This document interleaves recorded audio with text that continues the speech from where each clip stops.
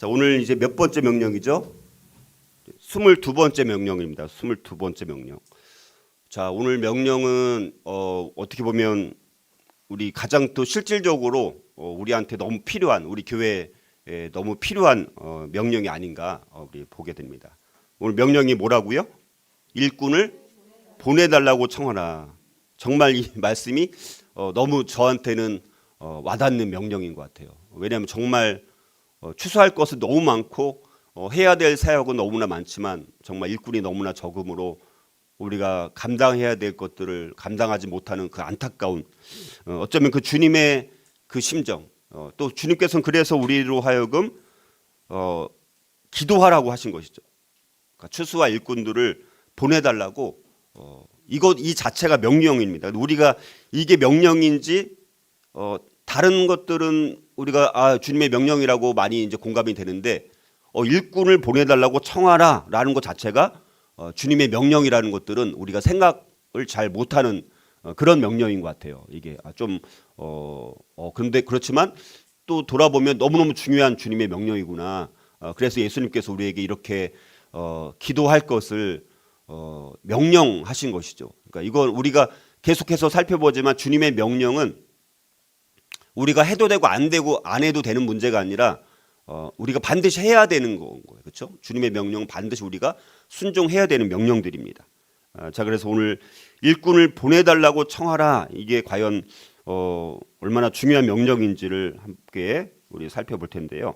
자, 여기 오늘 이제 마태복음 9장 거기 앞에 읽은 35절, 36절 보면 예수님께서 주로 어떤 활동을 하셨는지 요약해 주는 아주 중요한 말씀이라고 볼 수가 있고, 또 예수님은 그러면서 지치고 무력한 사람들, 참된 목자가 없는 그런 사람들을 불쌍히 여기신 말씀이 오늘 나오고, 그러면서 예수님께서 보실 때 추수할 것은 너무나 많다는 것입니다. 그런데 일꾼이 너무나 적기 때문에 추수하는 주인에게 청해서 추수할 일꾼들을 보내달라고 기도할 것을 말씀을 합니다. 자, 그러면 이제 오늘 나오는 여기 37절, 38절에 일꾼이 나옵니다. 일꾼은 뭐 우리가 알다시피 고용되어서 일하는 사람을 말하는 것이죠. 그런데 여기서 말하는 일꾼이라는 것은 목자가 없어 방황하는 백성들, 그런 사람들이 너무나 많은데 그들을 이끌어갈 수 있는 지도자가 없기 때문에 여기서 일꾼이라는 것은 목자가 없어 방황하는 백성들을 이끌어갈 수 있는 지도자들을 말씀을 하는 것입니다. 자, 그래서 이제 왜 그러냐, 일꾼이 왜 필요하냐, 여기 보면 추수할 것이 많다, 추수할 것은 많되 일꾼이 적다 이렇게 말씀하지 않습니까? 추수할 것이 많다는 것은 뭡니까? 양의 수요, 숫자가 많은 것도 물론 의미가 있지만 추수할 것이 많다라는 것은 지금 뭐가 가까이 왔다는 것입니까? 때가 가까이 왔다는 것입니다. 그러니까 때가 가까이 왔기 때문에 추수할 것이 많은 것이죠. 그러니까 하나님 나라가 드디어 예수님께서 지금 사역하시면서 하나님 나라가 임한 것이죠. 자, 그래서 추수할 것은 많지만 일꾼이 너무 적다. 예수님께서 이 땅에 오셔가지고 천국 복음을 전파하심으로 이 땅에 하나님의 통치가 이루어지는 그 하나님의 나라가 지금 더 구체화되고 실현되고 있는데 문제는 뭡니까? 전파할 일꾼이 없는 거예요. 전파할 일꾼이 너무나 필요하다는 것을 말씀하면서 또 하나는 뭐냐면 강조하는 것이 때가 가까이 왔다는 것뿐만 아니라 일꾼의 필요성. 자, 주님의 사역은 하나님의 나라의 도래를 선포하고 제자들을 양육하는 것이죠. 그 제자로 부름받은 자들은 예수님의 가르침을 받아서 여러 곳으로 흩어져 가지고 하나님 나라를 전파하는 사역을 해야 되는 것이고, 또 하나님께서 택하신 자들에게 복음을 가르치고 또 침례를 주고 또 다른 제자를 양육해서 하나님 나라를 확장시키는 일을 수행해야 되는 것입니다. 자, 이 일이 바로 제자들, 다시 말해서 일꾼들의 몫이라는 것입니다. 그러니까 일꾼이 너무너무 필요하다는 것입니다. 때가 가까이 왔다는 것입니다. 그리고 각자 흩어져서 가르치고 하나님 나라를 전파하고 복음을 또 전하고 침례를 주고 또 다른 제자를 양육하고 하나님 나라를 확장시키는 이런 일들을 계속해야 되는데, 자, 그런 일꾼들이 지금 너무 부족하다는 것을 말씀을 합니다. 자, 그러면 추수할 대상이 누구냐? 일단 그 앞에 나오는 36절에 보면 목자 없는 양과 같이 고생하며 기진하는 무리들. 목자 없는 양과 같이 고생하며 기진하는 무리들. 이들이 바로 추수할 대상이고, 또 넓게 보면 이사야 61장 1절에 보면 주 여호와의 영이 내게 내리셨으니 이는 여호와께서 내게 기름을 부으사 가난한 자에게 아름다운 소식을 전하게 하려 하심이라. 나를 보내사 마음이 상한 자를 고치며 포로된 자에게 자유를, 갇힌 자에게 노임을 선포하며. 가난한 자들, 이건 물질적으로 가난한 사람들도 당연히 해당이 되는 것이고, 영적으로 가난한 사람들, 마음이 상한 자들, 포로된 자, 갇힌 자, 자, 이런 사람들이 너무나 많다는 것입니다. 지금도 마찬가지죠. 자, 그래서 이 기도하라는 명령, 그래서 기도하라는 명령. 자, 이 명령은 우리가 밭으로 나가서 추수하는 것도 해야 되지만, 그러나 그 추수하는 주인이 추수를 위해서 일꾼들을 보내도록 기도해야 될 것을 말씀을 하면서, 근데 이 오늘 이 추수할 일꾼들을 보내달라고 기도하라는 이 명령은 사실은 세 가지 부분으로 나뉠 수가 있습니다. 자, 원래 요한복음 4장 35절에 보면 예수님께서 너희는 넉 달이 지나야 추수할 때가 이르겠다 하지 아니하느냐. 그러나 나는 너희에게 이르노니 너희 눈을 들어 밭을 보라. 희어져 추수하게 되었도다. 이렇게 말씀합니다. 자, 이 명령, 오늘 명령은 세 가지로 나눠볼 수 있는데, 하나는 요한복음 앞에 있는 내용, 그러니까 순서가 오늘 마태복음 9장, 10장 이렇게 나오는 부분인데, 그 앞부분은 요한복음의 순서적으로 보면 요한복음 4장에 있는 내용이 나옵니다. 그때 예수님께서 말씀하는 게 뭐냐면, 너희는 넉 달이 지나야 추수할 때가 이르겠다 하지 아니하느냐. 그러나 나는 너희에게 이르노니 너희 눈을 들어 밭을 보라. 희어져 추수하게 되었도다. 그리고 오늘 말씀하고 있는 일꾼을 보내달라고 기도하라고 말씀을 하는 두 번째 부분이고, 세 번째 부분은 10장 5절 6절에 보면 예수께서 이 12를 내보내시며 명하여 이르시되 이제 제자들을 보내는, 그래서 제자들 보내가지고 찾아가는 내용, 그러니까 추수할 때가 된 것을 보는 내용이 나오는 것이고, 첫 번째가 오늘 우리가 읽은 일꾼들을 보내달라는 기도를 말씀하는 것이고, 세 번째가 찾아가는 그런 내용이 나옵니다. 그러니까 거기 요한복음 아까 읽었던 4장 35절 말씀을 보면, 자, 세상의 추수는 아직 4달이 남았다는 거예요. 그러니까 4달이 지나야지 추수를 하는데, 실질적인 우리 이런 추수는. 근데 영적인 추수, 구원의 추수라는 것은 지금 이미 예수님을 통해서 지금 이루어져야 된다는 것입니다. 그러니까 예수님의 영적인 관점에서 볼 때는 추수기가 이미 도래했다라는 말씀을 하고 있는 것입니다.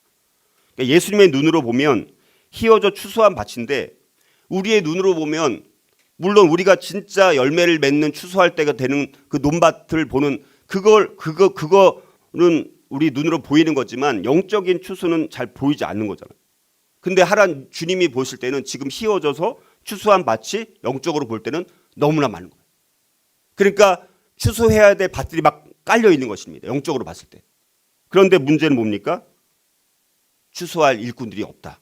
주님의 눈으로 볼 때. 자, 그거를 지금 말씀을 이제 하는 것인데, 자, 그래서 우리가 이것을 통해서 우리가 말씀하는 부분, 그러니까 우리가 사람들을 주님께로 인도하기 위해서 밭도 필요하지만, 우리가 밭에 나가서 발로 가서 어떤 추수하는 것도 뭐 하는 것도 필요하지만, 그러나 중요한 것은 무릎에서 이게 일어난다는 것입니다. 진짜 추수는 무릎을 통해서 일어난다. 그래서 기도해야 될 것을 말씀하는 것입니다.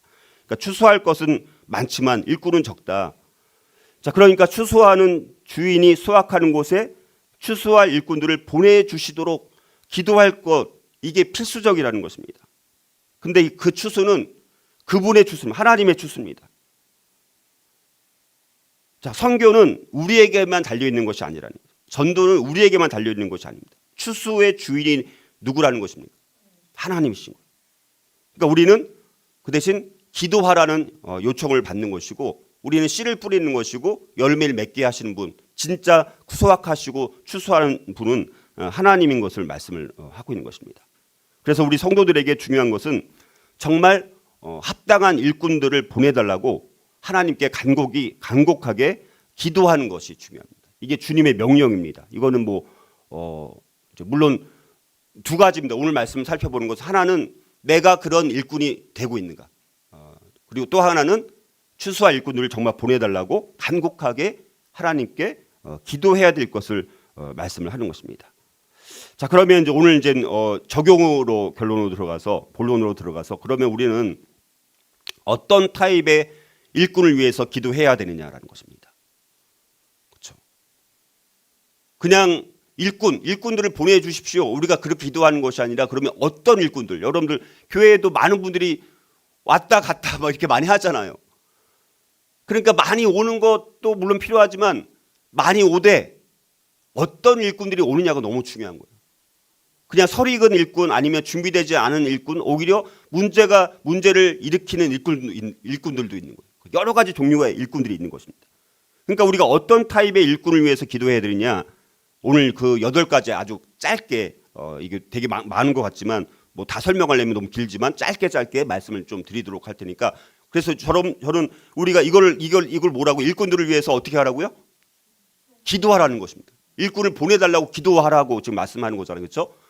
그러니까 우리가 기도를 해야 되는 거예요. 우리가 이제 이 부분을 사실 너무 막연하게 기도하거나 아니면 기도를 안 한 경우가 많다라는 것입니다.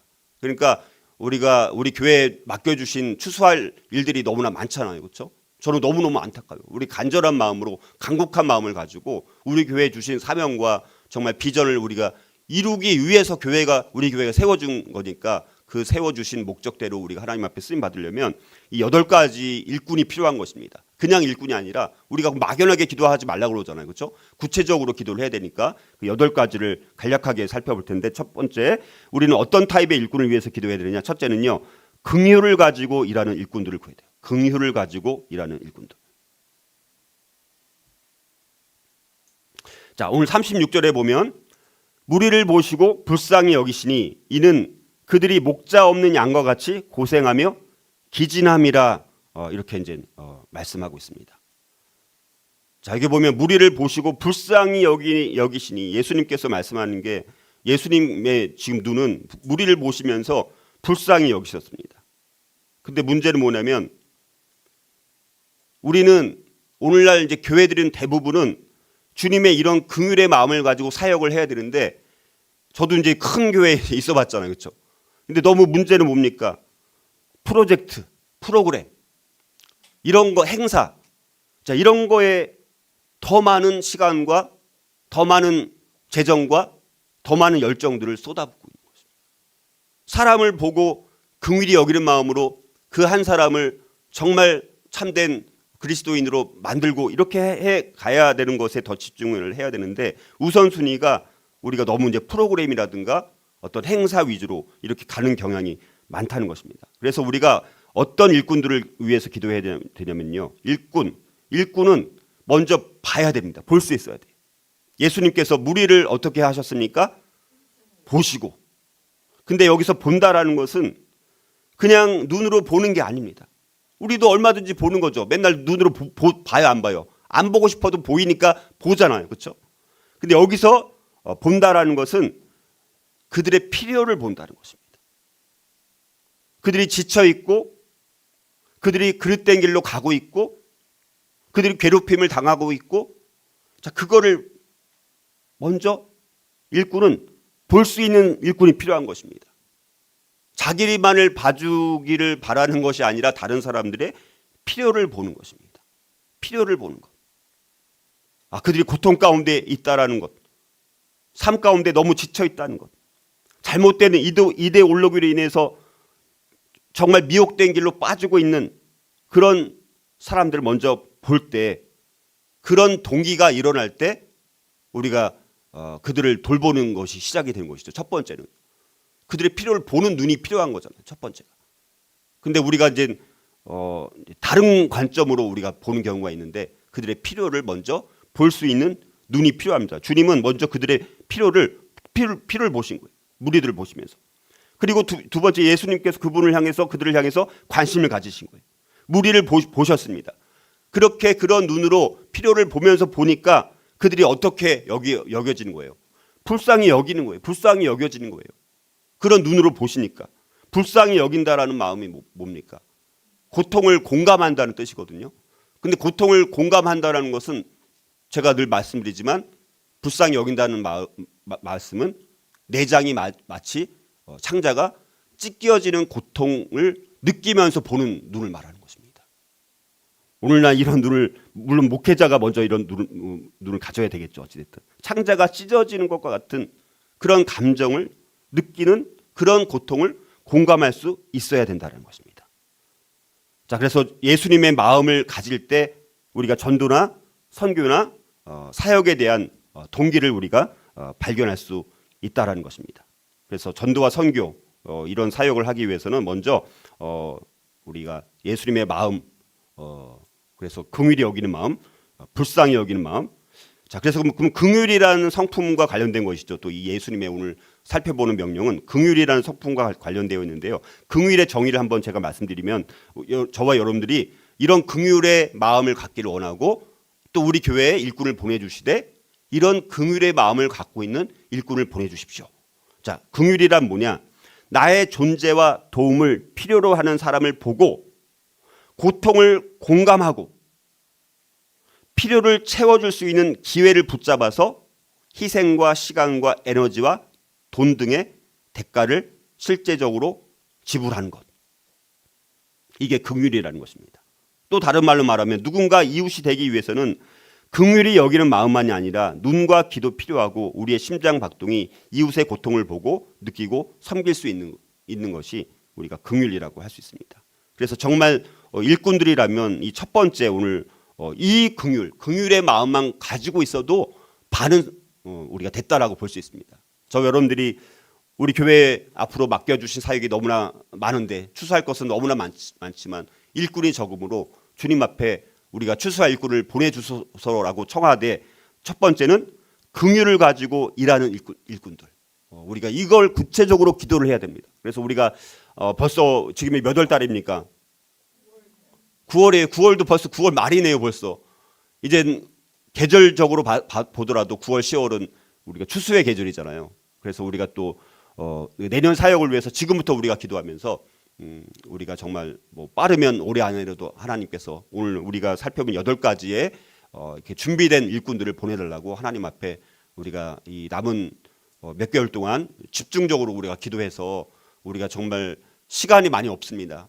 지금 정말 이 세상이 너무 급변하고 있는 상황에서 이런 일꾼들이 너무나 필요한 것을 하나님 앞에 우리 성도들이 힘을 모아서 한 마음으로 한 뜻이 되어서 기도할 때 이런 일꾼들을 하나님께서 보내주실 줄 믿습니다.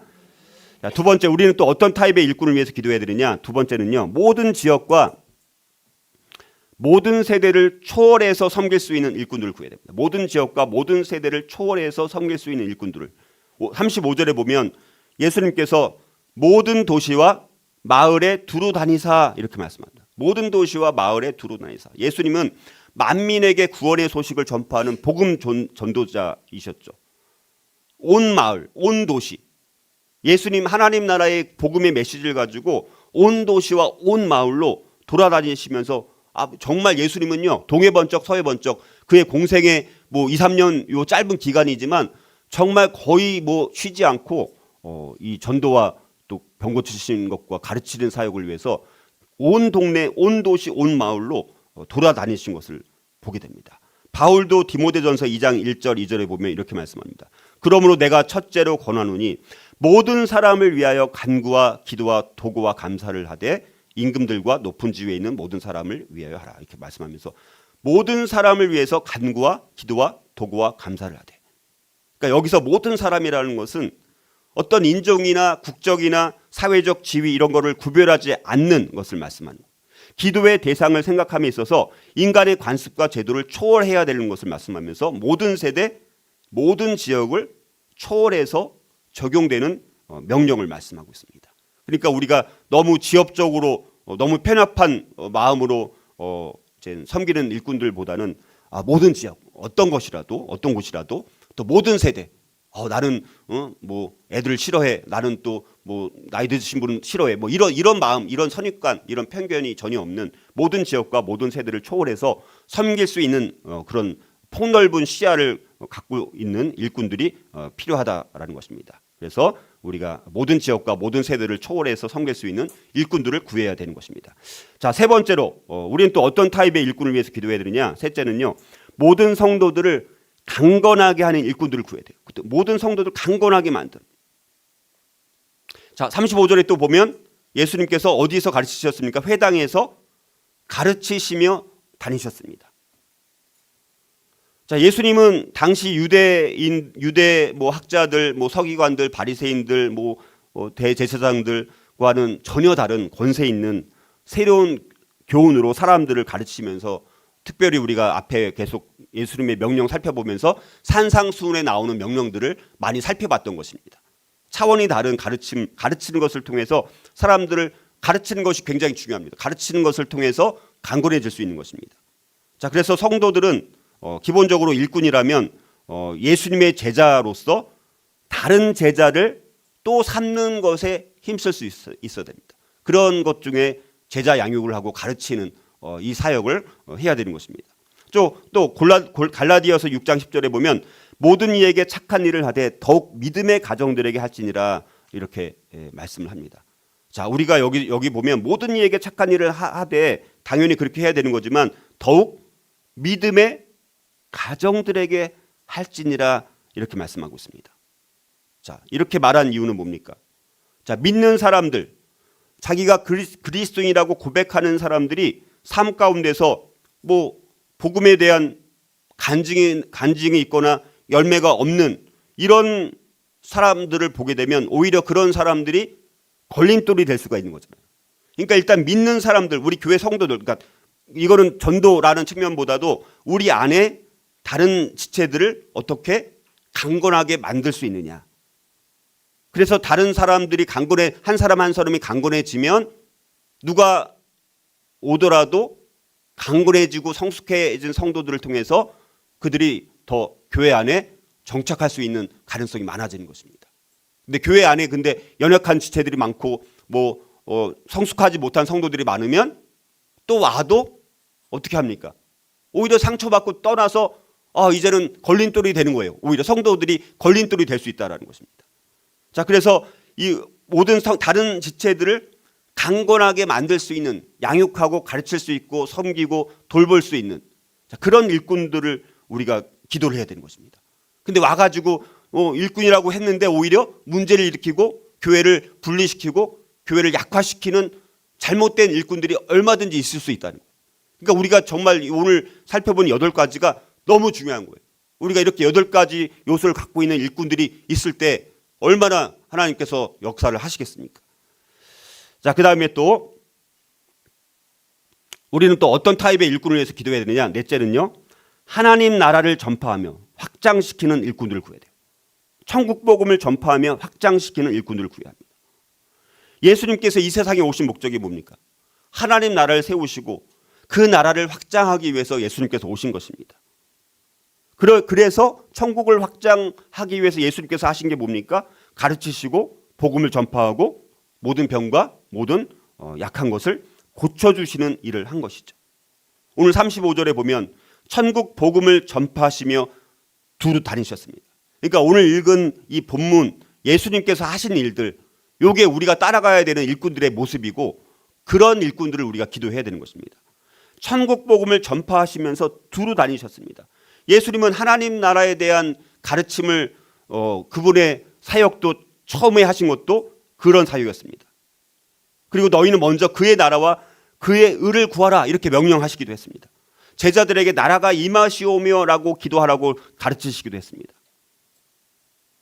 하나님 나라에 대한 메시지, 이거를 전파하는 것입니다. 하나님이 우리의 진짜 왕이다. 세상의 통치자가 우리의 왕이 아니라 하나님이 왕이고 주님이 우리의 왕이시다. 예수님의 명령이 우리가 지켜야 되는 법이다. 이 세상 법이 아니라 예수님께서 명령하신 법이 우리가 지켜야 되는 법이다. 그 나라의 백성들은 예수님의 명령을 따르는 사람들이다 라는 것을 우리가 전파하고 가르치는 사역을 해야 되는 것이고, 그러니까 침례 요한, 예수님의 선구자로 왔던 침례 요한도 유대인들한테 처음 말씀한 게 뭡니까? 회개하라, 천국이 가까이 왔느니라라고 선포했습니다.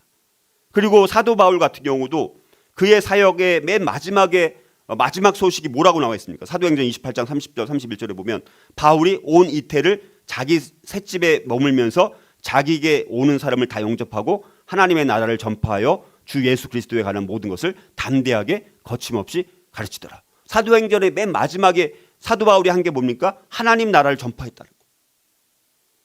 우리가 다른 어떤 세상적인 것을 가르치거나 뭐 이런 것을 하는 게 아니라 하나님 나라 천국 복음을 전파하고 하나님 나라를 확장시키는 것에 헌신할 수 있는 일꾼들, 이게 필요한 것입니다. 우리가 우리 교회 공동체 앞으로 우리 다른 우리 일꾼들을 위해서 기도하되 정말 하나님 나라 천국 복음을 전파하면서 확장시킬 수 있는 그런 일꾼들을 위해서 우리가 기도했으면 좋겠습니다. 다섯 번째로 우리는 어떤 타입의 또 일꾼을 위해서 기도해야 되느냐? 다섯 번째는 영육이 상한 사람들을 치유할 수 있는 일꾼을 구해야 돼요. 영과 육이 상한 사람들. 35절에 뭐라고 말씀합니까? 두루 다니시면서 모든 병과 모든 약한 것을 고치시니라 이렇게 말씀합니다.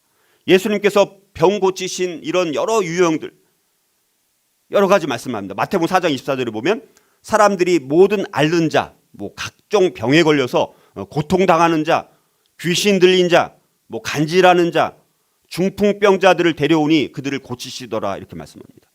예수님은 그러니까 무기력한 사람들, 부정한 사람들, 나병 환자 같은 사람들, 맹인 같은 사람들, 귀신 들려 고통당하는 사람들 다 대부분이 그 당시 사회 가운데서 격리되고 소외받았던 사람들. 예수님은 그래서 영육이 상한 자를 고치시는 의원으로 오셨습니다. 예수님은 의원으로 오신 분이에요. 영과 육이 상한 자들을 고치시는 의원으로 오셨다라고 성경은 말씀을 하고 있습니다.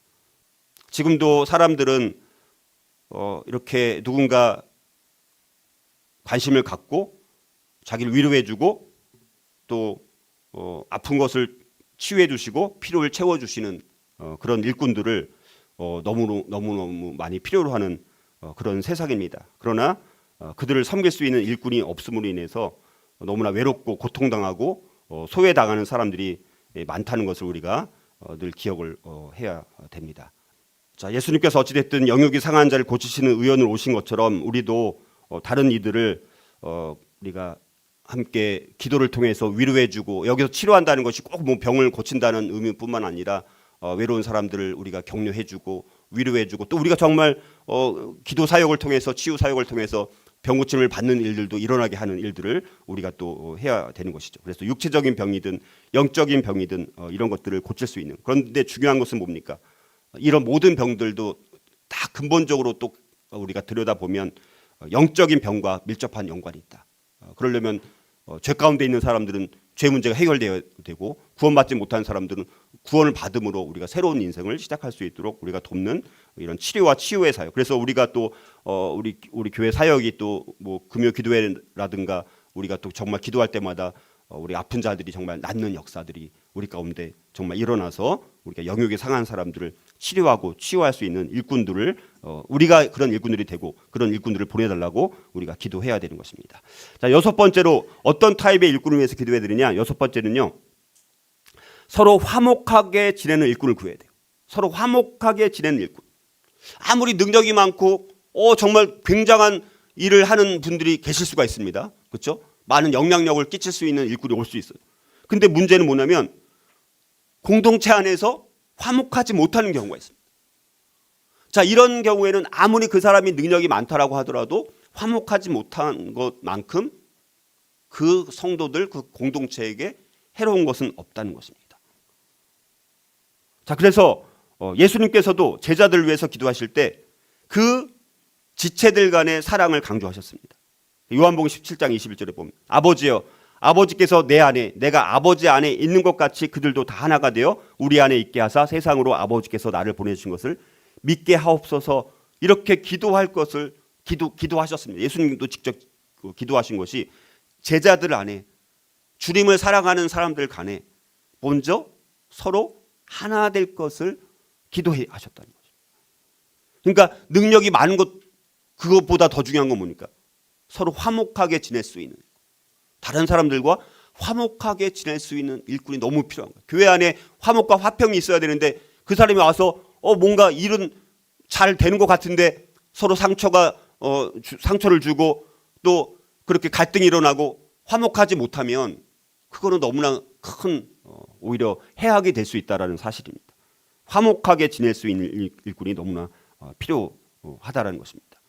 그런데 만약에 일꾼이 서로 협조하지 않고 화목하지 않으면 사람들이 오히려 그런 교회 공동체를 위선적인 공동체다, 지네끼리도 싸우고 이렇게 우리가 하는 모든 노력들이 다 헛되게 될 수도 있다는 것입니다. 복음을 전하는 것은 먼저 행위로 이루어지고 그 다음 말로 이루어진다. 먼저 행위로 섬기고 화목할 수 있는 일꾼이 필요한 것입니다. 그 다음에 우리가 다른 것들이 진행이 되는 것입니다. 자, 우리는 또 어떤 타입의 일꾼을 위해서 기도해야 되느냐? 7번째는요. 목자의 마음을 가지고 있는 일꾼을 구해야 돼. 목자의 마음. 36절에 보면 이는 그들이 목자 없는 양과 같이 고생하며 기진합니다. 목자 없는 양과 같이 고생하며 기진. 예수님께서 무리들을 보시면서 그들의 영적 상태를 알아차리신 것입니다. 물론 음식이 있을 수도 있고 이런 거는 있지만 그러나 예수님께서 기진했다라고 보는 것은 배가 고파서 기진했다 그런 의미보다는 영적인 상태가 너무나 기진되어 있다. 물론 배고픈 것도 있을 것입니다. 그런데 배고프지만 누가 도와주거나 누구도 관심을 갖거나 누가 어떤 도움의 손길도 구할 수 없는 그런 걸로 인해서 영적인 상태가 완전히 지금 기진맥진한 그런 상태를 말씀하는 것입니다. 그리고 또 뭐라고 말씀합니까? 목자 없는 양처럼 그들이 고생하고 있다라고 보고 있다라는 것입니다. 자, 그래서 우리가 이 목자, 우리가 정말 인생을 살아가면서 사람들한테 가장 갖고 있는 문제가 뭐와 비슷하냐면 양의 문제와 같습니다. 양은 뭡니까? 가장 겁이 많은 동물이라고 제가 늘 말씀드리죠. 자구책이나 자기를 보호할 수 있는 방법을 갖지 못한 동물 중에 대표적인 것이 양입니다. 또 쉽게 더럽혀져요. 멀리서는 깨끗한 것 같지만 가까이 가면 지독한 냄새를 풍기는 것이 양입니다. 양은 또 방향 감각이 없습니다. 자기가 어디로 가고 있는지 몰라요. 그냥 이끄는 대로 그냥 따라가는 거예요. 이게 어리석은 인간의 모습과 이 양의 이 세 가지 모습은 너무나 흡사한 것을 보게 됩니다. 자, 그런데 예수님이 우리의 목자장이 되셨습니다. 그래서 우리를 주님의 제자로 부르셨고 이제는 다시 우리로 하여금 다른 사람들을 제자 삼고 양무리를 돌보는 그런 직분으로 우리에게 위임을 해주시고요. 그러니까 우리가 구원받은 성도들이라면 영적으로 다 성숙해서 다 사실 목자가 다 돼야 돼요. 사실은 우리 모든 성도들의 최소한의 목표는 다 뭐가 되는 거라고요? 목자가 되는 것입니다. 왜냐하면 많은 사람들은 목자가 필요합니다. 누군가 자기를 케어해주고 돌보고 관심을 가져주고 이런 것이 필요합니다. 그래서 여기 계신 우리 모든 성도들이 먼저 목자가 되어야 되고 그리고 진짜 목자의 심정으로 섬길 수 있는 그런 일꾼들이 오는 것이 우리에게 너무너무 필요하다는 것이죠. 근데 여러분들 이게 되게 중요한 게 레위기 4장을 보면요. 이스라엘 전 백성이 죄를 범했을 때는 숫송아지를 속죄 제물로 삼았습니다. 근데 제사장이 죄를 범하게 되면 역시 속죄를 위해서 숫송아지를 제물로 드려야 되는데 자, 근데 이스라엘의 왕이 죄를 짓게 되면 염소 한 마리만 바치도록 되어 있습니다. 자, 제사장이 죄를 범하면 숫송아지를 제물로 드립니다. 왕이 죄를 지면 염소 한 마리를 바치게 되어 있어요. 제사장을 위한 속죄물이 왕을 위한 속죄 제물보다 더 크다라는 사실이죠. 우리가 생각하는 것과 좀 반대죠. 왕이 그 나라의 통치자니까 왕이 죄를 지으면 더 큰 숫송아지 10마리를 바쳐야 될 텐데 제사장은 숫송아지를 드리지만 이 왕은 염소 한 마리만 바치면 되는 것입니다. 여러분들 제사장의 죄가 왕의 죄보다 더 중대하고 더 큰 희생을 요구한다는 사실입니다. 여러분들 지금 우리나라가도 이렇게 많은 게 어려워지고 이런 것들이 통치자들에게 책임이 물론 있죠. 근데 저는요 목회자들한테 더 책임이 크다고 봐요. 나라가 망하고 나라가 어려워진다라면요 그건 목회자들에게 책임이 있다라고 저는 봅니다. 궁극적인 책임은요. 왕은 왕국에서 육체적인 복지를 담당하는 사람들이지만 제사장들은 왕국에서 영적인 삶에 대한 책임을 지는 사람들입니다. 근데 만약에 백성들이 영적인 삶이 황폐해진다면 하나님께서 그 전체 그 나라를 향해서 심판을 가져오게 됩니다. 영적인 삶이 황폐해질 때 그 나라가 심판을 받게 되는 것입니다. 영적인 것에 실패하면 그 나라가 심판을 가져오니까 왕이 백성들의 육신의 안녕을 도모하는 건 의미가 없는 거예요. 나라가 지금 영적으로 황폐해갖고 나라가 망하는데, 나라가 망했는데 왕이 무슨 소용이 있겠습니까? 그러니까 정말 우리도 나라를 위해서 기도하더라도 여러분들이 이 목회자들이 영적으로 깨어나지 않으면요, 소망이 없습니다. 저는 우리나라의 이 모든 근본적인 문제는요, 목회자들에게 책임이 있다라고. 그래서 목회자들이 정신 차려야 됩니다, 사실은. 어찌됐든 그래서 이 목자로 섬길 수 있는 일꾼이 너무너무 중요한 것입니다. 영적으로 섬길 수 있는 목자, 이게 사실은 너무너무 중요해요. 근데 정말 일꾼들이 왔는데 정말 목자의 심정으로 섬기는 분들을 보시면요, 그냥 뭐 대충 목자가 아닌, 여기서 예수님께서 말씀하시는 그런 목자의 의미로서 섬길 수 있는 일꾼이 온다면요, 그 한 사람이 다른 사람 10사람보다 더 하나님 앞에 쓰임받게 되는 것을 우리가 보게 됩니다. 그래서 예수님도 베드로한테 마지막 요한복음 21장에 보면 너가 나를 사랑하느냐라고 3번 물으시고, 베드로가 제가 주를 사랑하신 주가 아나이다라고 말하면서 이제 예수님께서 그 체크를 확인하고 나서 너가 나를 사랑하면 이제 내 양을 먹이게 될 것이다. 베드로에게 맡겨주신 사명이 목자의 사명을 맡기셨습니다. 예수님께서도 목자이셨습니다. 우리도 그분처럼 목자가 되기를 예수님께서 원하십니다. 베드로는 또 나중에 그 주님께 받은 그 사명을 다른 장로들한테도 똑같이 주었습니다. 그러면서 이렇게 지침을 줘요. 베드로전서 5장 2절 4절. 너희 중에 있는 하나님의 양무리를 치되 억지로 하지 말고 하나님의 뜻을 따라 자원함으로 하며 더러운 이득을 위하여 하지 말고 기꺼이 하며 맡은 자들에게 주장하는 자세를 하지 말고 양무리의 본이 되라. 그리하면 목자장이 나타나실 때 시들지 아니하는 영광의 관을 얻으리라. 이렇게 말씀하고 있습니다. 자, 그래서 우리가 정말 우리가 목자의 마음을 갖고 이제 일할 수 있는 일꾼을 위해서 기도해야. 마지막, 자, 우리는 어떤 타입의 또 일꾼을 위해서 기도해야 되느냐? 8번째는요, 성령의 힘을 가지고 일하는 일꾼을 위해서. 기도의 힘을 가지고, 성령의 힘을 가지고, 기도의 힘을 가지고 주님을 위해서 일하는 것은요, 물론 육체적으로도 우리가 헌신하고 섬기는 것이 필요하지만 영적인 것과 영적인 힘에 관련된 것입니다. 그래서 바울은 그가 섬기고 있는 일들을 위해서 많은 시간을 기도로 보냈고, 예수님도 마땅히 기도하는 것에 많은 투자를 하셨습니다. 그리고 바울은 자기가 하는 사역을 위해서 기도해 줄 것을 부탁을 했습니다.